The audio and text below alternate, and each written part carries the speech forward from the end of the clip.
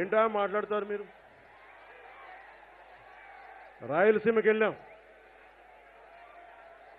రాయలసీమ గొప్పతనాన్ని నేను చెప్పగలను. రాయలసీమ సంస్కృతి అంటే బాంబులతో దాడులు చేసే సంస్కృతిని చెప్పే వ్యక్తులు ఉన్నారు కానీ రాయలసీమ అంటే చదువుల తల్లి నేల, అన్నమయ్య తిరిగిన నేల, తరిగొండ వెంగమాంబ తిరిగిన నేల అని చెప్పే వ్యక్తులు ఎక్కడ కనిపించారు మనకి?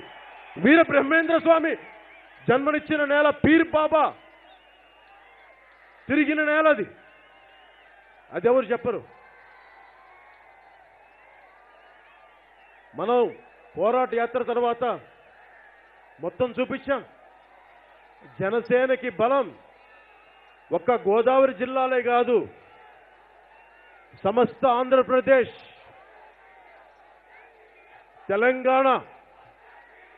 తెలంగాణలో మనం పోటీ చేయలేదు కానీ తెలంగాణలో ఒక రోజున ఇక్కడ యువత ఏ మార్పు అయితే కోరుకుంటున్నారో తెలంగాణ యువత, తెలంగాణ ఆడపడుచులు కూడా అదే మార్పుని ఒక రోజున నేను మీకు అండగానే మీరు కోరుకున్న రోజున జనసేన పార్టీ తెలంగాణ ప్రజానీకానికి అండగా నిలబడతా. ఆ మాట నేను మీకు రాజమండ్రి నుంచి చెప్తా ఉన్నాను. ఇదే గోదావరి జిల్లా నుంచి, ఇదే తూర్పు గోదావరి జిల్లా నుంచి 96లో భారతీయ జనతా పార్టీ నాయకులు చిన్న రాష్ట్రాలకి మేము అనుకూలం అని చెప్పి విభజిస్తామని 96లో చెప్పారు.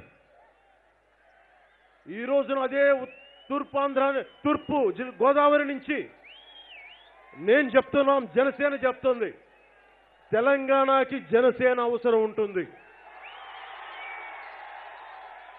తెలుగు జాతి ఐక్యత కోసం జనసేన అవసరం ఖచ్చితంగా ఉండి తీరుతుంది.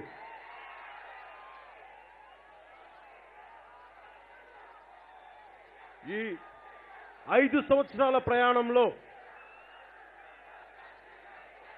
ఒక చిన్నపాటి అనుభవం ఎలా ఉందంటే, ప్రఖ్యాత కవి, member of parliament, Rajya Sabha parliament member Javed Akhtar ఎక్ మొహరే కా సఫర్ అని చెప్పి ఒక కవిత్వం రాశారు. ఆ కవిత్వంలో తను చెప్పేది, ఒక చిన్నపాటి పావు, అత్యంత తక్కువ విలువ కలిగిన ఒక చిన్నపాటి భటుడు, ఒక పావు జీవితాన్ని చూస్తూ ఉంటే కనిపించంత మేరకు గళ్లతో ఉన్న సరిహద్దు.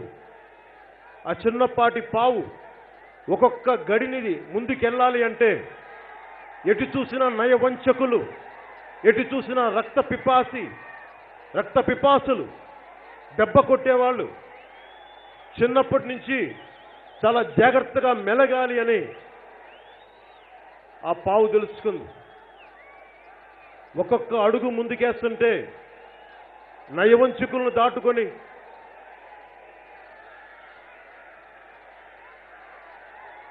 ఈ చిన్నపాటి పావుని ఒక్కొక్క గడిలో ఒక్కొక్క కష్టం, ఒక్కొక్క ప్రమాదం అడుగు ముందుకేయనివ్వల.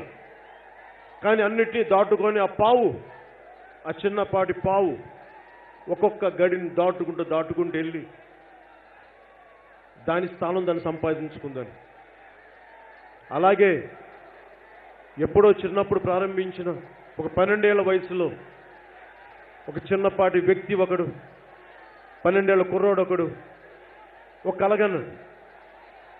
ఈ దేశం కోసం, సమాజం కోసం వాడు యాక్టర్ అవ్వాలని కలలుగనలా, డబ్బులు సంపాదించాలని కలలుగనలా, పేరు రావాలని కలలుగనలా. గొప్ప నాయకులు జీవిత చరిత్రలు టీచర్లు చెప్తే చదివి నేను కూడా వాళ్ళలాగా దేశానికి సేవ చేయాలనుకుని కలలుగన్నాడు.